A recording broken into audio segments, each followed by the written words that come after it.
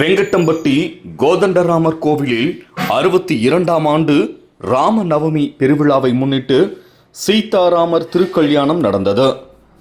தருமபுரி அடுத்த வெங்கட்டம்பட்டியில் உள்ள கோதண்டராமர் கோவிலில் 62ஆம் ஆண்டு ராம நவமி பெருவிழா கடந்த 28ஆம் தேதி கொடியேற்றத்துடன் தொடங்கியது.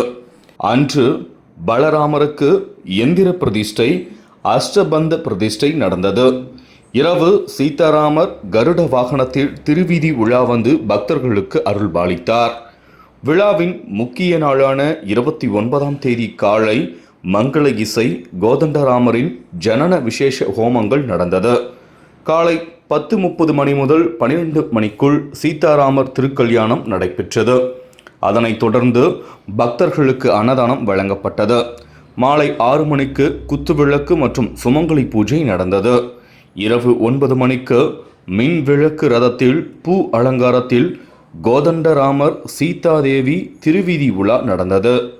மறுநாள் காலை 7 மணிக்கு கொடி இறக்குதல் மற்றும் மஞ்சள் நீராட்டு விழா, முளைப்பாரி பூஜை நடைபெற்றது. காலை 10 மணிக்கு சிறப்பு அபிஷேக அலங்கார பூஜைகள் மற்றும் மகா தீபாராதனை நடந்தது. விழாவிற்கான ஏற்பாடுகளை கோவில் விழா கமிட்டி தலைவர் காவேரி, நிர்வாகிகள் துரைராஜ், செந்தில்குமார், கோவிந்தராஜ், வெங்கடாச்சலம் மற்றும் விழா குழுவினர் செய்திருந்தனர்.